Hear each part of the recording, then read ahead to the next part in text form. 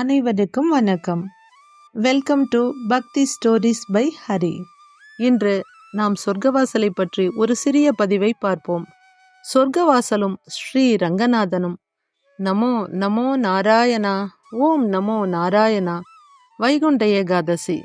வைகுண்ட ஏகாதசி அன்று அரங்கனை சேவித்து பரமபத வாசலையும் கடந்து மணல்வெளியில் காற்றாட சிறிது நேரம் அமர்ந்திருந்தேன். அதான் சொர்க்கவாசலை தாண்டியாச்சுல்ல, சரி அப்போ வா போகலாம் என்ற குரல் கேட்டு திடுக்கிட்டு பார்த்தேன்.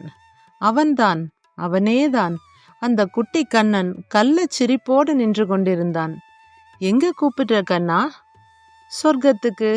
அங்கு போகணும்னு தானே இவ்வளவு நேரம் வரிசையில நின்று கும்பல்ல முட்டி மோதி வந்த? அங்கதான் கூட்டிட்டு போறேன், வா. விளையாடாத கண்ணா, எனக்கும் குடும்பம் இருக்கு, பிள்ளைங்க இருக்காங்க.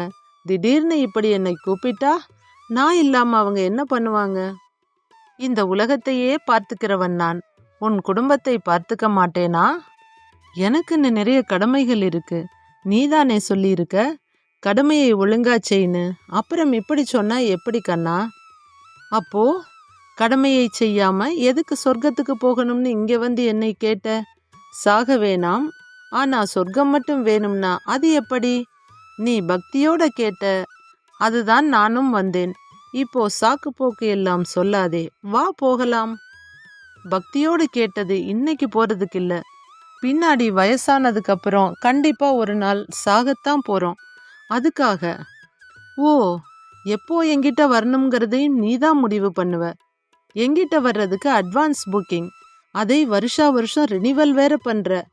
ஆனா இப்போ நானே வந்து கூப்பிட்டாலும் வரமாட்ட, அப்படித்தானே என்றான் கிண்டலாக. அப்படித்தான், அதைத்தானே எல்லாரும் செய்யறாங்க. என்னை மட்டும் கிண்டல் பண்றியே கிருஷ்ணா? உன்னை மட்டுமில்ல, எல்லோரையும் சேர்த்துத்தான் சொல்றேன். சரி, சில கேள்விகள் கேட்கிறேன், பதில் சொல்லு. என்ன கேளு. சொர்க்கத்துக்கு போகணுமா, பரமனின் பதத்தை அடையணுமா, எது வேணும்? குழப்பாதே கண்ணா, நான் குழப்பிழை, நீங்க தான் குழம்பி போய் இருக்கீங்க. அப்போ ரெண்டும் வேறையா? அது உன் எண்ணத்தை பொறுத்தது. அப்படின்னா பரமனின் பதத்தை அடைவதே சொர்க்கம்னு நினைக்கிறது வேற. பண்ணின பாவத்துக்கெல்லாம் யமகிங்கரர்கள் எண்ணெய் சட்டியில போட்டு வேக வச்சிடுவாங்களோன்ற பயத்துல, ஐயோ பகவானே என்னை மன்னிச்சு இந்திரன் இருக்கிற சொர்க்கபுரியில சேர்த்துடுன்னு நினைக்கிறது வேற. அப்போ சொர்க்கம் நரகம் இதெல்லாம் நிஜமாவே இருக்கா? அது உங்களுக்குத்தானே தெரியும். நீங்க தானே கலர் கலரா செட் போட்டு புகை பறக்க விட்டு 4 பொண்ணுங்களை நாட்டியமாட விட்டு காட்டுறீங்க. அப்போ அதெல்லாம் எங்க கற்பனை தானா? நிஜமா ஒண்ணும் இல்லைன்னு சொல்றியா? நான் என்ன சொல்லணுமோ அதையெல்லாம் கீதையில ஏற்கனவே சொல்லிட்டேன். நீங்க அதை படிக்காம உங்க இஷ்டத்துக்கு எதையோ கற்பனை பண்ணிட்டு அந்த கற்பனை உலகத்தை நிஜம்னு நம்பி வாழறீங்க. உங்களுக்கு எது வசதியோ அதை மட்டும் எடுத்துக்கிட்டு மற்றதை விட்டுடுறீங்க. ஆனா கஷ்டம் வந்தா மட்டும், கண்ணா பெருமாளே உனக்கு கண்ணில்லையா காதில்லையான்னு என்னை திட்டுறீங்க. அப்போ இந்த விழா பரமபத வாசல் தாண்டது இதெல்லாம் தேவையில்லை, சொர்க்கம் நரகம் இதெல்லாம் பொய்ன்னு சொல்றியா? இல்லை, இதெல்லாம் தேவைதான். ஆனா நீங்க எதையும் உண்மையான அர்த்தம் புரிஞ்சு பண்ணலைன்னு சொல்றேன். இந்த உலகத்துல இருக்கிற நீங்க பார்க்கிறது கேட்கிறது எல்லாமே நான் தான்.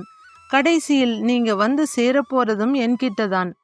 இடையில் நீ வாழற இந்த வாழ்க்கையில் உன்னுடைய கர்மாவுக்கேற்ற பலனை அனுபவிச்சு பின் என்கிட்ட வந்து சேரப்போற. அப்படி என்கிட்ட உன்னை சேர்க்கக்கூடிய பாதையில் நடக்கும்போது நீ பார்ப்பவையும் அனுபவிப்பவையும் தான் சொர்க்கமும் நரகமும். நீ எதை அனுபவிக்கணும் பார்க்கணும்னு நீதான் தீர்மானம் செய்யற. உன் கர்மாக்கள் மூலமாக நீ இறந்த பிறகு எங்கு போகணும்னு யோசிக்கிறதை விட்டுட்டு வாழும்போதே எப்படி இருக்கணும்னு யோசி. சொர்க்கமும் நரகமும் நீ வாழற வாழ்க்கையில்தான் இருக்கு, எங்கோ ஆகாயத்துல இல்ல. வாழும்போதே சொர்க்கத்தை அடையும் வழியைத்தான் நான் கீதையில் சொல்லி இருக்கிறேன். அதை புரிந்து படி. உன் எல்லா கேள்விகளுக்கும் அதில் விடையுண்டு. அதை ஞாபகப்படுத்தத்தான் இந்த விழாக்கள். கீதையின்படி தர்மத்தை போற்றி கர்மத்தை நிறைவேற்றி வாழ்ந்தாள் சொர்க்கம் போன்ற வாழ்க்கை வாழ்ந்து இறுதியில் என் பதத்தை அடைவாய். உனக்கு நல்வழி காட்ட பல அவதார ரூபங்களிலும் தோன்றினேன். உனக்கு வழி காண்பித்து பரமபத வாசலை முதலில் கடந்து உன்னை வழிநடத்துகிறேன். இதுதான் தத்துவம். ஆனால் இது புரியாமல் வருடா வருடம் ஒரு சடங்காக மட்டுமே நீங்கள் இதை செய்கிறீர்கள்.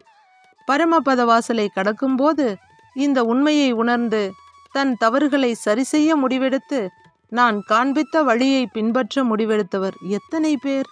பெரும்பான்மையானவர்களை பொறுத்தவரை வாசலை கடந்தால் பண்ணின தப்பையெல்லாம் மன்னிச்சு சாமி சொர்க்கத்தில் சேர்த்திடுவார். சிலருக்கு இது மற்றும் ஒரு சடங்கு. மற்றும் சிலர் எல்லோரும் போறாங்க, நானும் போறேன். இன்னும் சிலர் ஏகாதசி திருவிழா சமயத்தில் தேவஸ்தான கடையில் போடுற தோசை சூப்பரா இருக்கும், அத்தோடு புளியோதரை கேசரி சாப்பிட்டு விட்டு அப்படியே சொர்க்கவாசலையும் மிதிச்சு வைப்போம். போனா சொர்க்கம், இல்லாட்டி தோசையாவது கிடைச்சுதே, அவ்வளவுதான். உண்மையான அர்த்தம் புரிந்து செய்பவர் வெகு சிலரே. இன்று உனக்கு சொன்னேன், நீ சிலருக்கு சொல். நீங்கள் என் குழந்தைகள். நீங்கள் சரியான வழி நடந்து என்னை வந்தடையும் வரை நான் வழிகாட்டிக் கொண்டேதான் இருப்பேன். உங்கள் கைப்பிடித்து அழைத்துச் செல்ல காத்திருக்கிறேன். நல்லபடியாக வந்து சேருங்கள். எல்லா இடத்திலும் நீக்கமர நிறைந்திருப்பவன் அல்லவா? சொல்லிவிட்டு காற்றோடு கலந்து விட்டான். பல்லாண்டு பல்லாண்டு பல்லாயிரத்தாண்டு பல கோடி நூறாயிரம் மல்லாண்ட தின்தோள் மணிவண்ணா, உன் செவ்வடி செவ்வி திருக்காப்பு அடியோமோடும் நின்னோடும் பிரிவின்றி 1000 பல்லாண்டு. வடிவாய் நின் வள மார்பினில் வாழ்கின்ற மங்கையும் பல்லாண்டு. வடிவார் சோதி வளத்துறையும் சுடராழியும் பல்லாண்டு. படைப்போர்க்கு முழங்கும் உன் பாஞ்சஜன்யமும் பல்லாண்டே. அனைவரும் இந்த ஏகாதசியின் மகிமையை உணர்ந்து பரமபத வாசலின் தத்துவத்தை போற்றி இனிவரும் காலங்களில் பரமனின் பதத்தை அடைய வேண்டுவோம். நன்றி, வணக்கம்.